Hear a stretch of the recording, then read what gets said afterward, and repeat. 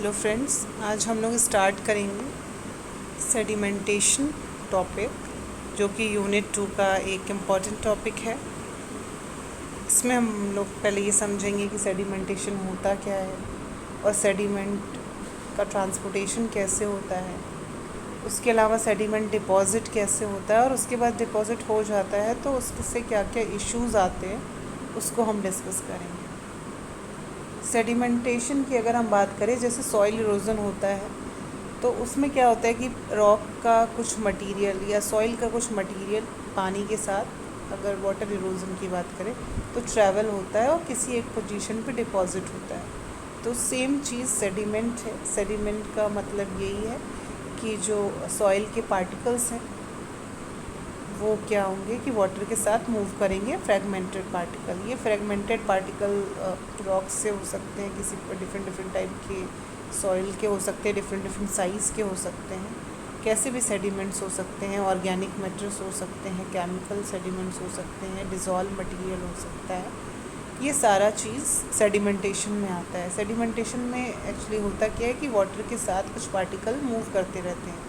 जब velocity high होती है तो वो वाटर के साथ मूव करते रहते हैं, एक पोजीशन से दूसरे पोजीशन पे जाते हैं। जब वेलोसिटी कम हो जाती है तो किसी पोजीशन पे जाके डिपॉजिट हो जाते हैं। सेडिमेंट जहाँ भी डिपॉजिट होते हैं वहाँ पे बहुत सारे प्रॉब्लम्स आती हैं, उन प्रॉब्लम्स को हमको दूर करना होता है। तो पहले एक एक चीज़ करके देखेंगे सेडिमेंटेशन के बारे में होता क्या है। जैसे रिवर ट्रांसपोर्टेशन के बारे में जब हम लोग वाटर मूवमेंट का मैकेनिज़्म पढ़ रहे थे, soil erosion due to water में जब हम लोगों ने पूरा मैकेनिज़्म पढ़ा था कि पहले डिटैचमेंट होता है, फिर उसके बाद डिटैचमेंट के बाद ट्रांसपोर्टेशन होता है, फिर डिपोजिशन होता है। उसमें हम लोगों ने एक चीज़ और पढ़ी थी कि जो ट्रांसपोर्टेशन होता है वो कैसे होता है। तो सेडिमेंट ट्रांसपोर्टेशन, सबसे पहले जो बड़े साइज़ के पार्टिकल होते हैं, आपको पता है कि साइज़ बड़ी है तो वो फ्लोट नहीं कर पाएंगे, तो वो क्या करते हैं, बेड के सहारे ही मूव करते रहते हैं आगे की तरफ, जिसको हम ट्रैक्शन बोलते हैं। अच्छा, कुछ पार्टिकल्स होते हैं जो कि बड़े साइज़ के ज़्यादा नहीं होते, मीडियम साइज़ के पार्टिकल्स होते हैं। उसमें सैंड भी आ जाता है। वो क्या करते हैं, बाउंसिंग फॉर्म में मूव करते हैं। मतलब वो मूव तो बेड पे ही करते हैं, बट ये है कि थोड़ा सा बाउंस फॉर्म में मूव करते हैं ना, स्लाइडिंग या ट्रैक्शन फॉर्म में मूव नहीं करते हैं। कुछ और पार्टिकल होते हैं जो कि और कम साइज़ के होते हैं, जो वाटर में डिस्पर्स हो जाते हैं। तो कुछ पार्टिकल जो होता है वो सस्पेंशन के फॉर्म में मूव करते हैं, जिनकी साइज़ कम होती है, और कुछ पार्टिकल्स ऐसे होते हैं जो कि केमिकल एक्शन के फॉर्म में वाटर में सॉल्यूबल हो जाते हैं, तो वो सॉल्यूशन के फॉर्म में मूव करते हैं। तो इस तरीके से जो पूरा ट्रांसपोर्ट होता है सेडिमेंटेशन का, वो अलोंग द रिवर में इस तरीके से होता है। टाइप्स की बात करें तो बेड लोड होता है। एक बेड लोड में वही आ जाते हैं जो ट्रैक्शन में जो बड़े साइज़ के ग्रेवल साइज़ के जो पार्टिकल्स हैं वो क्या करेंगे कि ट्रैक्शन के फॉर्म में मूव करेंगे। उसके अलावा जो जम्प्स के फॉर्म में, सॉल्टेशन के फॉर्म में मूव करेंगे, वो भी along the bed he move करेंगे। तो जो बेड के अलोंग मूव कर रहे हैं उनको हम बोलेंगे कि बेड लोड है, क्योंकि वो बेड के साथ साथ मूव कर रहा है along the bottom of the river. और वो थोड़े से कोर्सर फॉर्म के होते हैं, ठीक है। और ये जो, जैसे मैंने बताया कि ट्रैक्शन जो होता है, जो स्लाइडिंग एक्शन होता है, उसी के फॉर्म में इनका मूवमेंट होता है। डायमीटर की अगर बात करें तो 0.062 mm से ज़्यादा डायमीटर के होते हैं, और स्लाइडिंग या रोलिंग के फॉर्म में ये मूव करते हैं सरफेस पे। और जो एक सेइंग है कि जैसे कि जो ग्रेन्स हैं जिनके पार्टिकल्स 1.8 mm 1/8 mm हैं, वो सस्पेंडेड फॉर्म में रहते हैं, और 8 mm से ज़्यादा के जो हैं वो बेड लोड के फॉर्म में रहते हैं। तो ओवरऑल अगर ये बोला जाए कि जो बेड लोड है वो बेड, पहली बात तो साइज़ ज़्यादा होगा, दूसरी चीज़ कि वो बेड के अलॉन्ग मूव करेंगे तो हम उसको बेड लोड कहेंगे। उसके बाद आता है सस्पेंडेड लोड। सस्पेंडेड लोड में क्या होगा, वो बेड के लॉन्ग मूव नहीं करेंगे, वो वाटर के साथ ट्रेवल करेंगे। ठीक है। तो उसमें बहुत सारे साइज़ के पार्टिकल्स आ जाते हैं, जिसमें सैंड, सिल्ट और क्ले साइज़ के पार्टिकल आ जाते हैं, जो कि सस्पेंडेड फॉर्म में रहते हैं। इनकी डायमीटर 62 माइक्रोमीटर से कम होती है और ये फाइन ग्रेन सेडिमेंट्स होते हैं। इसी में एक टर्म और आ जाता है वॉश लोड, उसकी साइज़ और ज़्यादा कम होती है। अगर हम देखें, जो सस्पेंडेड लोड होता है वो थोड़ा सा टर्बुलेंस जो होती है उसकी वजह से, अगर मैं बोलूँ स्पीड ज़्यादा है या वेव्स ज़्यादा जनरेट हो रही है, तो उस तरीके से सस्पेंशन फॉर्म में बहुत जो पार्टिकल्स होते हैं वो बने रहते हैं। तो सस्पेंडेड फॉर्म में एक वॉश लोड के फॉर्म में होते हैं, जिसकी जो डायमीटर होती है 62 माइक्रोमीटर से कम होती है। थोड़ा सा ये यूनिफॉर्मली डिस्ट्रीब्यूटेड होते हैं। अगर 62 माइक्रोमीटर से ज़्यादा है तो वो भी सस्पेंडेड फॉर्म में रहते हैं, पर वो टर्बुलेंस या हाई स्पीड की वजह से वो जनरेट होते हैं। वॉश लोड की बात करें तो एक तो चीज़ होती है कि जैसे एडीज वगैरह का फॉर्मेशन हो रहा है, स्पीड ज़्यादा है, टर्बुलेंस ज़्यादा है, तो सस्पेंशन फॉर्म में कुछ पार्टिकल्स बने हुए हैं। कुछ पार्टिकल्स ऐसे होते हैं कि वो किसी एक्सटर्नल फोर्स की वजह से नहीं, अपने मॉलिक्यूलर फोर्स की वजह से सस्पेंशन फॉर्म में बने हुए हैं। उन्हीं को हम बोलते हैं वॉश लोड, जिनकी साइज़ 62 माइक्रोमीटर से कम होती है और ये बहुत फाइन क्ले रेंज में आते हैं। तो ये इनकी जो यूनिफॉर्मली डिस्ट्रीब्यूटेड, अगर हम कहें तो ये यूनिफॉर्मली डिस्ट्रीब्यूटेड रहते हैं। उसी में एक टर्म और आता है कि डिज़ोल्व लोड की अगर हम बात करें, तो जो पानी के साथ मिक्स हो गया है उसको हम डिज़ोल्व लोड, और ऐसा होता क्यों है, कई बार आयंस की वजह से, केमिकल एक्शंस की वजह से, कुछ रॉक्स ऐसी होती हैं जो वाटर में घुल जाती हैं, तो उसको हम डिज़ोल्व फॉर्म में देखते हैं। तो अगर इस तरीके का आप जो दो स्ट्रक्चर देख रहे हैं, तो इसमें आप एक चीज़ देखेंगे कि जैसे वाटर पास हो रहा है किसी बैरियर के थ्रू, तो आप देख रहे हैं कि वहाँ पे वाटर टाइम बीइंग कलेक्टेड होता जा रहा है। तो यानी एक बैरियर मिल रहा है तो कहीं ना कहीं फ़्लो थोड़ा सा रुक रहा है, और जहाँ फ़्लो रुक रहा है वहाँ पे आप देखेंगे कि सेडिमेंटेशन स्टार्ट हो गया है, यानी कि डिपॉज़िट होना स्टार्ट हो गया है, जो भी सेडिमेंट्स आ रहे थे रिवर के साथ। तो उसी तरीके से बेड लोड भी जो मूव कर रहा था, अगर कोई वेलोसिटी कम होगी या बैरियर होगी तो वो डिपॉज़िट होना शुरू हो जाएगा। सेडिमेंटेशन को कौन कौन से फैक्टर्स अफेक्ट करते हैं? जो फैक्टर इरोज़न को अफेक्ट करते हैं, जो कि हमने यूनिट 1 में देखे थे, वही फैक्टर सेडिमेंटेशन को इफ़ेक्ट करते हैं। जैसे अगर हम बात करें स्लोपी एरियाज़ है, सॉइल कैसी है, सॉइल लूज़ है तो सेडिमेंटेशन ज़्यादा होगा। उसके अलावा सॉइल का जो साइज़ है वो भी मैटर करता है, कुछ सस्पेंशन फॉर्म में मूव करेंगे, कुछ ऐसे ट्रैक्शन फॉर्म में मूव करेंगे। डिस्ट्रीब्यूशन कैसा है, मान लीजिए सरफेस जो है वो वेजिटेशन कवर्ड है तो सेडिमेंटेशन कम जनरेट होंगे। क्लाइमेट की बात करें, रेनफॉल जितना ज़्यादा हैवी होगा सेडिमेंटेशन के चांसेस उतने ज़्यादा होंगे। पार्टिकल का शेप की अगर बात करें तो राउंडेड पार्टिकल्स जो होते हैं वो जल्दी सेटल्ड होते हैं इरेगुलर शेप की जगह पे। उसके अलावा टेम्परेचर का भी इफ़ेक्ट पड़ता है, जब टेम्परेचर कम होता है तो सेटलिंग कम हो जाती है। तो इस तरीके से अगर आप देखेंगे तो जो फैक्टर्स इरोज़न को अफेक्ट कर रहे थे, मोस्टली वो सारे फैक्टर इसको अफेक्ट करते हैं, क्योंकि सेडिमेंटेशन का जो रीज़न होता है वो इरोज़न ही हो रहा है, और इरोज़न की वजह से ही सेडिमेंटेशन मोस्टली कंसिडर होता है, रिवर में आता है। और फिर और भी सारे फैक्टर वेलोसिटी वगैरह वर्क करते हैं, जहाँ पे ये सेटल होता है, कहीं कुछ जगह पे नहीं सेटल होता है। तो ये सारे फैक्टर्स होते हैं जो कि रिस्पॉन्सिबल होते हैं। लॉसेस क्या होते हैं एक्चुअली, सेडिमेंटेशन हम पढ़ ही क्यों रहे हैं इसमें, क्योंकि कहीं ना कहीं जो भी चीज़ें हम लोग पढ़ रहे हैं उससे जो लॉसेस हो रहे हैं वो हमारे लिए कहीं ना कहीं हार्मफुल है। तो अगर लॉसेस की बात करें तो रिजर्वॉयर जहाँ पे वाटर कलेक्ट हो रहा है वहाँ पे जो उसकी कैपेसिटी है, मान लीजिए पहले बहुत ज़्यादा वॉल्यूम स्टोर करता है और उसमें बालू जमती जा रही है, उसमें मिट्टी जमती जा रही है, बॉटम में सेडिमेंटेशन होता जा रहा है, तो आप देखेंगे कि उसकी जो स्टोरेज कैपेसिटी है, यानी वॉल्यूम जितना पानी वो स्टोर कर पा रहा था अब उससे कम कर पाएगा। और सबसे बड़ी बात ये होती है कि रिज़र्वॉयर बनाने में बहुत टाइम और एफर्ट लगता है, तो आप ऐसा नहीं कर सकते कि आप उसको बनाएं और उसके बाद उसको जो है दूसरी जगह दोबारा से बना लें। तो इसलिए इसका जो वॉल्यूम, कैपेसिटी, ये सारी चीज़ें बहुत मायने रखती हैं। इसीलिए बहुत सारे मेजर्स अपनाए जाते हैं सेडिमेंटेशन को रिजर्वायर में एंटर करने से रोकने के लिए, और अगर एंटर हो गया है तो उसको रिमूव करने के लिए। उसके अलावा सेडिमेंटेशन कहीं भी, मतलब आपके घर के पानी में भी अगर सेडिमेंटेशन है तो आपको पता है हेल्थ के लिए वो सही नहीं होगा। उसके अलावा यही सेडिमेंट्स वगैरह अगर किसी हाइड्रो पावर ऑपरेशन में जाते हैं, वहाँ टरबाइंस और मशीनें होती हैं, तो उनको स्ट्रक्चर्स को उनके किसी को ब्लॉक कर दिया उन्होंने, तो ये सारी प्रॉब्लम जनरेट होती हैं, जिससे एफिशिएंसी बहुत रुक जाती है। फिर उसके लिए अगर आप मेंटेनेंस वर्क कराते हैं तो कॉस्ट वगैरह भी बढ़ती है। उसके अलावा सेडिमेंट का बहुत ज़्यादा इकट्ठा होना, कई बार ऐसा होता है कि जो स्टोरेज स्ट्रक्चर होते हैं उनको बहुत तरीके से हार्म करता है, एक्स्ट्रा लोड क्रिएट करता है अगर हम ये बोलें।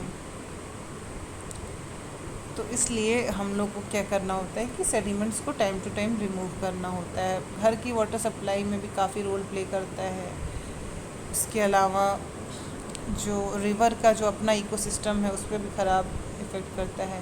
फ्लडिंग की बात करें तो जब जब जिस टाइम पे फ्लड आती है तो उस टाइम पे आप वाटर देखेंगे तो वाटर में के साथ बहुत सारे सेडिमेंट्स आ जाते हैं, और अगर वो फ्लडिंग वाटर अगर आपने कहीं पे रिटेन कराया है तो उस टाइम पे सेडिमेंट्स आपको बहुत ज़्यादा देखने को मिल जाते हैं।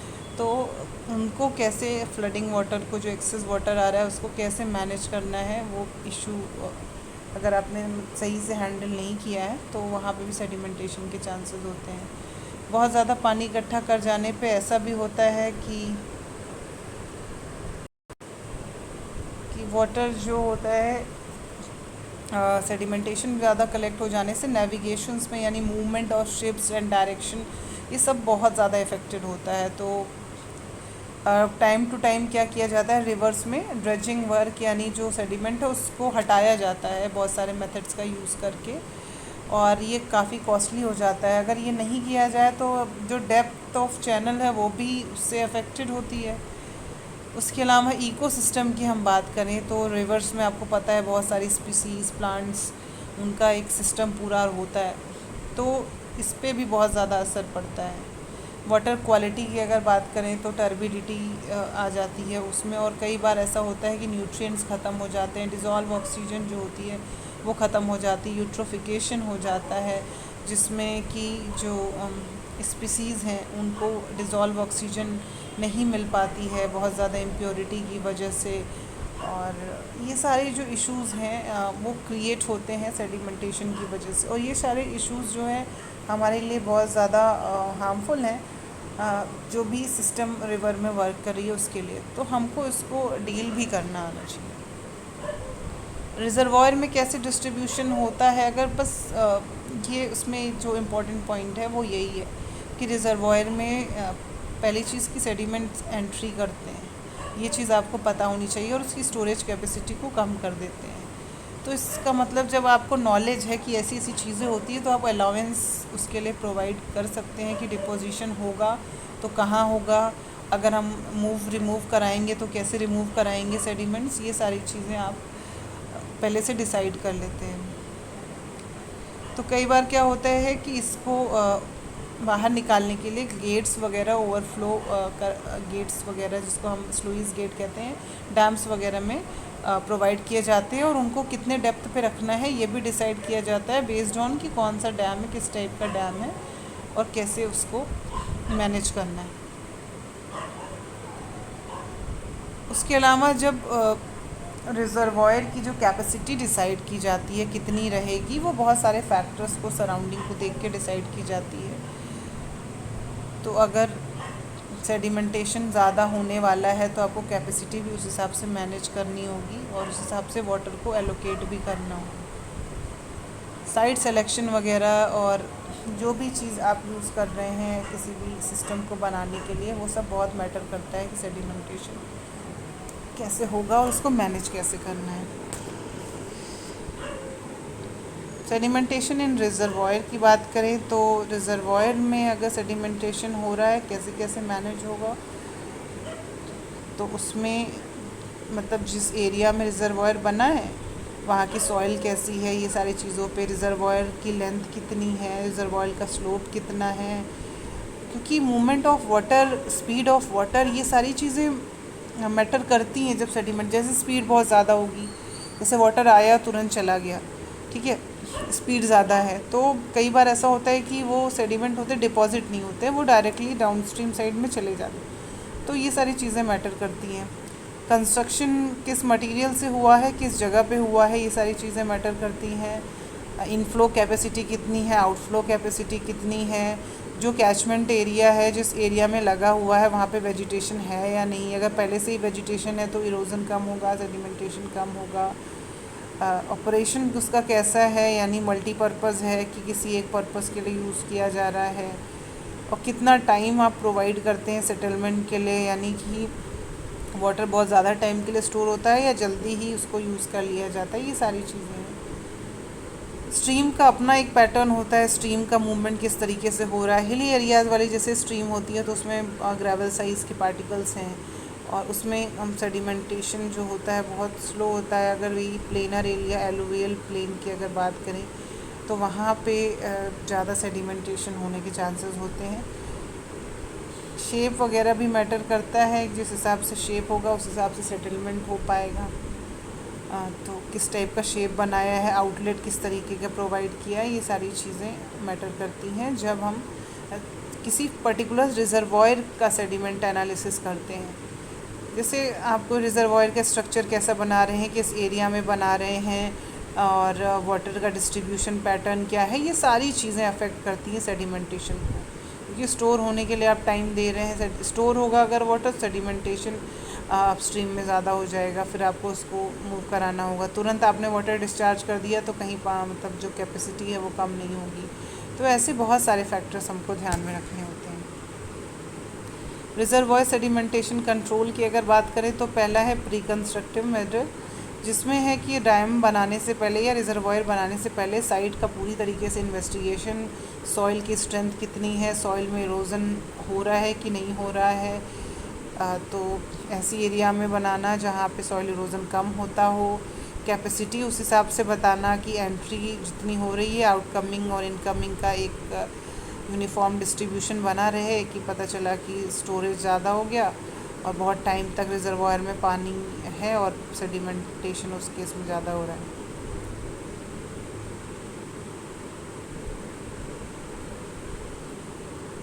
तो इनटेक कितना हो रहा है, इनपुट कितना हो रहा है, आउटपुट कितना हो रहा है, वो बहुत मैटर करता है। जितना इनपुट हो रहा है उतना आउटपुट हो जाएगा जल्दी जल्दी, तो फिर मौका ही नहीं मिलेगा स्टोर होने का सेडिमेंट को।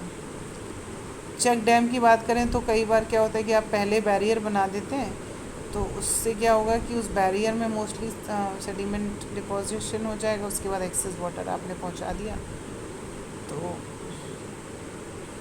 सेडिमेंटेशन आपकी जो मेन डैम है उसमें नहीं पहुंच पाता। उसके अलावा पूरे जो पाथ है अगर उसमें वेजिटेशन लगा हुआ है तो वहाँ से भी सेडिमेंटेशन की एंट्री रिजर्वॉयर में नहीं हो सकती, क्योंकि ज़्यादा से ज़्यादा वॉल्यूम ऑफ सेडिमेंट तो यही वेजिटेशन पे ही रुक जाना है, ट्रैप हो जाना है। उसके बाद स्लुइस गेट हम बनाते हैं अंडर द डैम। इसका पर्पस क्या होता है कि इस गेट के थ्रू जो सिल्ट है वो डिपॉजिट होती है और जो भी पार्टिकल्स होते हैं सॉइल के, जो इरोडेड मटेरियल सेडिमेंट का है, वो इसके थ्रू हम लोग डिपॉजिट मतलब एग्ज़िट कराते हैं यहाँ से। उसके अलावा रिज़र्वायर ऑपरेशन की अगर बात करें कि किस मल्टीपर्पज़ है, कि कैसा रिज़र्वायर है, कितनी जल्दी ड्रेन आउट हो जाता है वाटर, ये सारी चीज़ें भी मैटर करती हैं।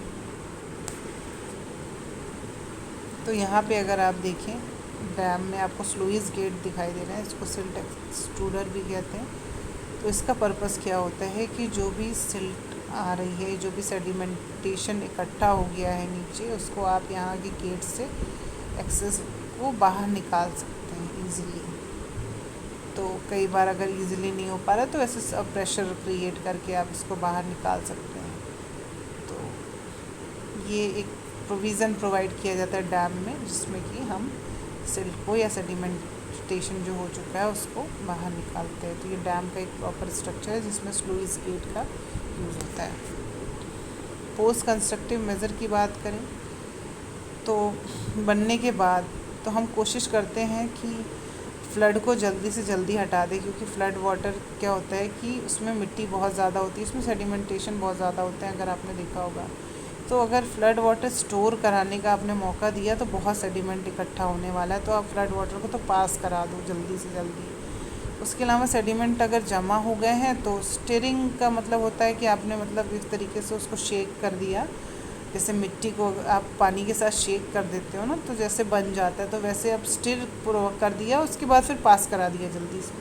तो क्या होगा, जो जमा हुआ है वो जमने नहीं पाएगा, आपने उसको शेक कराते रह रहे स्टिरर, मैकेनिकल स्टिरर का यूज़ करके, और उसको पास कराते जा रहे हैं। तो ये एक काम कर सकते हैं। उसके अलावा जो सिल्ट डिपॉजिट हो गई है उसको आप अलग से भी रिमूव कर सकते हैं, बकेट्स का यूज करके, ड्रेजिंग ऑपरेशन करके आप उसको अलग से भी हटा सकते हैं।